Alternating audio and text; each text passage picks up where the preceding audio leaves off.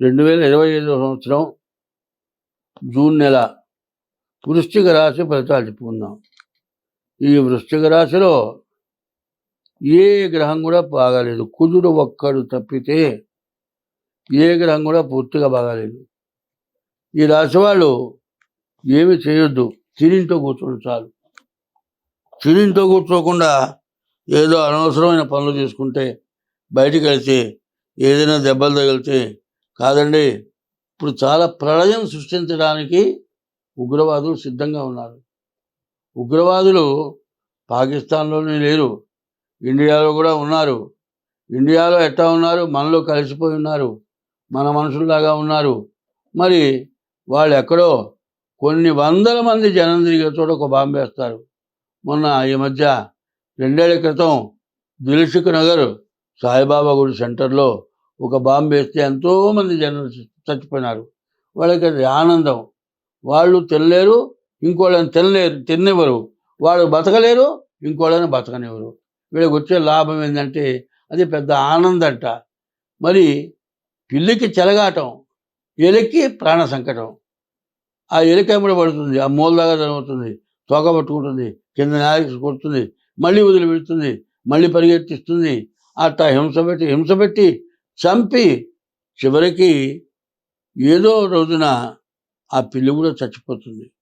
ఇప్పుడు ఇండియాతో ఇంత యుద్ధం చేస్తున్న ప్రభుత్వం ఏం జరగాలి అనుకుంటోందో, ఏం కావాలని వాంఛిస్తోందో సరిగ్గా ఆలోచిస్తే చాలా తప్పు ఆలోచించేస్తున్నారు.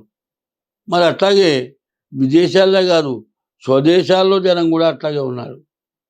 మరి ఓ శాస్త్రం ఉంది, తిండేమో భారతదేశం తిండి తినాలి, పరదేశం శత్రు దేశాన్ని సపోర్ట్ చేయాలి. అది పబ్లిక్గా చేస్తే బాగుంటుంది. పబ్లిక్గా చేయకుండా ఇట్లా చేసి దేశంలో అమాయక ప్రజలు నష్టపడుతున్నారు. అదే చెప్పబోయేది. కొత్తగా పెళ్ళైన పిల్లంబడి ఇంకోడు ఎంబడి చెడగొడతాడు, వాడి కాపురం పోతుంది. వాడేమన్నా బాగుపడతాడా? వాడు బాగుపడ్డు. ఇప్పుడు ఈ వృశ్చిక రాశి పూర్తిగా బాగాలేదు. ఈ వృశ్చిక రాశి సమస్యలు బాగా ఇబ్బందికరంగా ఉన్నాయి. దీనివల్ల చాలా నష్ట కష్టాలు ఉన్నాయి. ఇప్పుడు ఒక చిన్న విషయం చెప్తానండి. ఎట్లా ఉందంటే వృశ్చిక రాశి లక్షణాలు, ఒక చోట కిరాణా కొట్టు ఉందండి. కిరాణా కొట్లో ఏం చేస్తున్నాడు? బస్తాల్లో పోస్తున్నాడు. ఒక బస్తా కందిపప్పు, ఓ బస్తా మినప్పప్పు, ఓ బస్తా ఉల్లిపాయలు, ఇట్లా రకరకాల కొట్టు నిండా బస్తాలు పెట్టాడు. బస్తాలు పెట్టి ఏం చేస్తున్నాడు? దానికి ఒక చాకలెట్ పెట్టాడు ఎలికలు చావటానికి. అవి తిని ఎలికలు చస్తున్నాయి. బతుకున్న ఎలికలు ఏం చేస్తున్నాయి తెలుసా? మినప్పప్పు, కందిపప్పు, పెసరపప్పు, ఉప్పు అన్ని చెదరగా కింద పోసి కలిపి పారేసి వాడు ఎంత వ్యాపారం చేసుకున్నా కూడా అసలు కూడా తేలకుండా చేస్తున్నాయి ఎలికలు. ఎవరు ఎక్కడ ఏది తినాలో అది తినాలి. గాది కింద ఉన్న పందికొక్కు గాదిలో ఉన్నవే తింటాయి, ఇంకోటి ఏం తినవు. ఎవరి వృత్తిరీత్యానైనా సరే కొంత వేరే మార్గంతో అసలు వాళ్ళకి తెలియకుండా సంపాదించుకునే వాళ్ళు కొంతమంది ఉన్నారు. అయితే నీకు పనిచేసి చాలక ఎదురు చేస్తారు. మరి వాళ్ళకి బుద్ధి చెప్పి వాళ్ళు అట్లాంటి పని చేయకుండా తగినంత జీతం ఇస్తే వాళ్ళు చేయరుగా, అటువంటి ఇబ్బంది పెడతారు. అటువంటి ఇబ్బందులు రాకుండా ఉండాలి అంటే అసలు ఇట్లాంటి టైంలో చేయరాని పనులు చేసి కట్టుబడి జైలు పాలయ్యేదానికంటే ఉన్నంతలో ఉప్పు కారం వేసుకొని తినైనా ఇంట్లో ఉంటే వృశ్చిక రాశి వాళ్ళకి చాలా మంచిది. ఇట్లా ఉంటేనే బాగుపడతారు. అట్లా కాకుండా ఏదైనా ఆలోచించి తొందరపడితే మాత్రం వాడు పడే నష్టం ఎవరు పడరు. కాబట్టి ఈ వృశ్చిక రాశి అన్ని రాశుల్లోకి కూడా పూర్తిగా చెడుగా కనబడుతుంది. ఈ వృశ్చిక రాశి నుంచి బాగుపడటానికి మీ డేట్ ఆఫ్ బర్త్ ద్వారా మీ జాతకం చూపించుకోండి. ఈ డేట్ ఆఫ్ బర్త్ ద్వారా జాతకం చూపించుకోవాలి అంటే మా ఫోన్ నెంబరే, వాట్సాప్, ఫోన్పే 2 కూడా ఉంటాయి. మా ఫోన్ నెంబర్లు 16300061241, రెండో నెంబర్ 7801071946. ఈ నెంబర్కి ఫోన్ చేస్తే నేను సరాసరి పలుకుతాను. పలకటమే కాదు, కొద్ది ఫీజుతో మీ జాతకం చెప్పడం జరుగుతుంది. అంటే కొద్ది అంటే ₹1, లేకపోతే 10 పైసలకు చెబుతాను అనుకోబాకండి. ఎక్కువగా తీసుకునే వాళ్ళలో చాలా తక్కువ తీసుకుంటా. కాబట్టి జాతకం చెప్పించుకోవాలి అనుకుంటే ముందు డేట్ ఆఫ్ బర్త్ ద్వారా మీ జాతకం చెప్పించుకోవటం ఈ వృశ్చిక రాశికి చాలా అవసరం. ఈ వృశ్చిక రాశిలో ఎక్కడన్నా నష్టపడ్డారు అంటే నిన్ను బాగు చేసేవాడు మాత్రం ఎవరు ఉండరు. కాబట్టి ఈ 12 రాశుల్లో వృశ్చిక రాశి జాగ్రత్తగా జాతకం చూపించుకోవటం, ఇంట్లో నుంచి బయటికి పోకుండా ఉండటం, ఇంట్లో ఉప్పు కారం వేసుకొని తినటం, ఎవడో యాత్రకు పోదామని ఇట్లమన్నాడని బయలుదేరి వెళ్ళి మరి యాత్రలో మరణించారు. మొన్న ఏమైంది పిఓకే మరి కొంతమందిని కలుపుకొని తీసుకెళ్ళాడు. ఆయన బ్యాంకే మేనేజర్ చేసి రిటైర్ అయినట్ట కొంతమందిని తీసుకెళ్ళి అందరూ చచ్చిపోయినారు. ఆయనకు ఉన్నటువంటి దోషం అందరికీ కొట్టింది. ఇట్లాంటి దోషాలు తగలకుండా ఉండాలంటే నువ్వు ఇంట్లో నుంచి బయటకు పోకుండా ఉండు, ఇంట్లో వరకే ఉండు, ఉప్పు కారం చేసుకొని తిను, కాదు ఏదైనా ఏ బంగారం ఉంటే అమ్ముకొని తిను, లేకపోతే అప్పు చేసుకొని తిను. నువ్వు చేసే వృత్తి కూడా చేయటం మంచిది కాదు. అట్లా చేస్తే చాలా నష్టపడే పరిస్థితి ఉంది. కాబట్టి ఎంత జాగ్రత్తగా ఉంటే అంత మంచిది. మీకు అవసరం అనుకుంటే కొంతమంది ఏం చేస్తున్నారు, ఏమండి మా జాతకం కంప్యూటర్ జాతకం ఉందండి, కంప్యూటర్ పుస్తకం ఉంది, పుస్తకం వాట్సాప్లో పెడతా, అది చూసి నా జాతకం చెప్పు. ఆ కంప్యూటర్ని అడిగితే కంప్యూటరే చెబుతుందండి జాతకం, నేను చెప్పడం ఎందుకు? కంప్యూటర్లో మిశ్రమం అన్నీ కలిపి పెడుతున్నారు. జాతకం చుట్టం అంటే చాలా కష్టం. ఇప్పుడు ఒక్క బలం గలవాడు 10 మంది బలం లేని వాళ్ళని కొడతాడు. మంచి తెలివి గలవాడు 100 మంది బలం గల వాళ్ళని చంపుతాడు. ఇదేమిటి? వాడి జ్ఞానం అట్లాంటిది. బిల్ కలెక్టర్ జీతంను జిల్లా కలెక్టర్ జీతం ఒకటిగా ఉంటుందా? బిల్ కలెక్టర్ జీతం తక్కువే, జిల్లా కలెక్టర్ జీతం ఎక్కువే. బిల్ కలెక్టర్ చేసే పని తనే చేయాలి, కలెక్టర్ చేసే పని జిల్లా కలెక్టర్ పని జిల్లా కలెక్టర్ అనుకోవాలి. మరి పులిని చూసి పిల్లి మీసాలు పెట్టుకుందిట, మీసాలు పెట్టుకున్న పిల్లి పులి అవుతుందా? జిల్లా కలెక్టర్ బిల్ కలెక్టర్ అవుతాడా? బిల్ కలెక్టర్ జిల్లా కలెక్టర్ అవుతాడా? కాదు. ఎవడిది వాడిదే. కాబట్టి మీకు జాతకాలు కావాలంటే మా పెద్దవాళ్ళు ముసలాయన రాశాడండి, మా ముత్తాత రాశాడు, ఆ జాతకం చూసి చెప్పు. రూపాయి ఖర్చు కాకూడదు. కుండలో ఉండాలి, బిడ్డలు దుడ్లల్లే ఉండాలి. ఇట్లాంటి మనస్తత్వాలు మంచివి కాదు. అందరూ బతకాలి. అందరూ బతకాలంటే ఎవరి వృత్తిలో వాడు రూపాయి సంపాదించుకోవాలి. అటువంటి ఆలోచన చేయటంలా చాలామంది. ఇందాక ఒక ఆయన చూశాడు, వాట్సాప్లో డేట్ ఆఫ్ బర్త్ పెట్టాడు.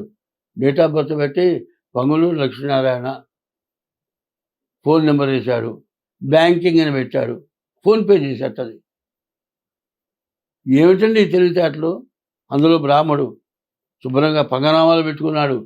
నేను పంపించాను, ఏదయ్యా నేను మనిషి చేత తెప్పిస్తా, మనిషి చేత తెప్పించేది నేను స్క్రీన్ షాట్ పెట్టవయ్యా, ఎవడో వేశాడు నీకు సాక్ష్యం చెబుతాడు, నువ్వు వేసిన డబ్బులు స్క్రీన్ షాట్ రావద్దా?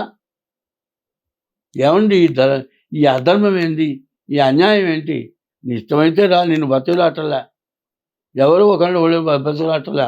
అవసరమైన వాళ్ళు అవసరమైనట్టుగా తీసుకోవాలి. ఉట్టుడియంగా ఏమి ఖర్చు లేకుండా మనం బాగుపడాలి. ఇటువంటి పద్ధతి మంచిది కాదు.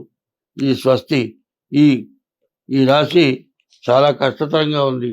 2025 సంవత్సరం మార్చి 30వ తారీఖున సంవత్సరాది రోజున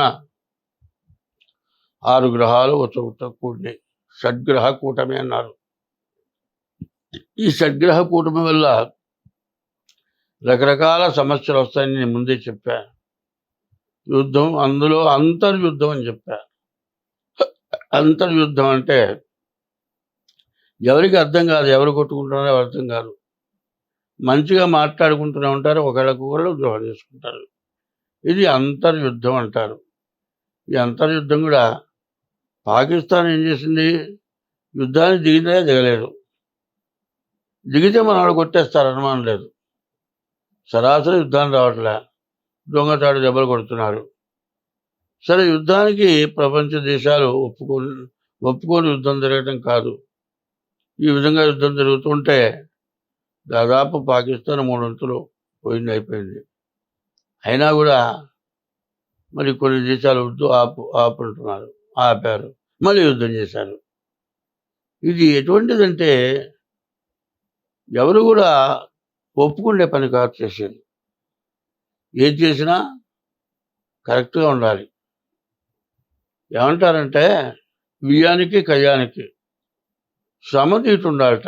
మనం పిల్లనిచ్చుకోవాలంటే మన కుటుంబానికి తగిన కుటుంబం అయితేనే పిల్లనిస్తాం. యుద్ధం చేయాలంటే బలం గలవాడు యుద్ధం చేసుకుంటాడు. వీడేమన్నా బలం గలవాడా? బలం లేనివాడు. బలం లేనివాడు యుద్ధం అంటే పాకిస్తాన్, ఇండియాని గురించి కాదు నేను చెబుతుంది. ప్రపంచం మొత్తానికి ఇట్లా వచ్చింది. సరే అయిపోయింది, యుద్ధం అయిపోయింది అనుకున్నారు. మళ్ళీ ఈ మధ్య మరి ఈ సిక్కుల యొక్క దేవస్థానం మీద బయలుదేరారు. అసలు ఏమిటి చేసే పనులు? ఇట్లా ఉండడం ఏంటి కారణం? దీనివల్ల నష్టమా? లాభమా? ఇందులో ఏమన్నా లాభం పొందారా? ఇండియా చాలా ఖర్చు పెట్టింది, యుద్ధం చేసింది. ఇండియాలో కూడా కొంతమంది సైనికులు, పిల్లలు, చిన్నవాళ్ళు, వృద్ధిలోకి రావాల్సిన వాళ్ళు మరణించారు. పాకిస్తాన్ యుద్ధమా? సైనికులు పారిపోయినారు భయం పుట్టి. ఉన్నవాళ్ళు యుద్ధం చేస్తుంటే ఏడుస్తున్నారు. ఇంకా యుద్ధం, యుద్ధం, యుద్ధం. ఏమి యుద్ధం అసలు? ఈ యుద్ధం ప్రతి వృత్తిలో వస్తుంది చూసుకోండి. ఇవాళ యూట్యూబ్‌లోనే వచ్చేసింది. ప్రతి వాడిది ఒక గొడవ. నేను చెప్పేది నువ్వు కాదంటావు, నువ్వు చెప్పేది నేను కాదంటాను. ఇది కరెక్టా అంటే కరెక్ట్ అవునో కాదో ఆలోచించుకోవాలి. ఇప్పుడు జరగబోతున్నది అంతర్యుద్ధమే. ఇక్కడి నుంచి 2028 వరకు బాగాలేదు. కాబట్టి జ్యోతిష్యం అనేటప్పటికల్లా మేషరాశి నుంచి మీనరాశి వరకు కూడా ఇప్పుడు జూన్ నెల మాస ఫలితాలు చెప్పుకుంటున్నాం. ఈ మాస ఫలితాలు ఎట్లా ఉంటాయో ఒక్కసారి ఆలోచిద్దాం. రోడ్డున వెళ్తున్నామండి, పక్కన చెట్లు ఉంటాయి. చెట్టు కొమ్మలు రోడ్లోకి వస్తాయి. బండి వేసుకొని వెళ్తున్నాం అనుకో, ఆ కొమ్మ వచ్చి కంటికి ఎదిరి కన్ను పోతే ఏంటి పరిస్థితి? కింద రోడ్డును చూసే నడుస్తున్నావు.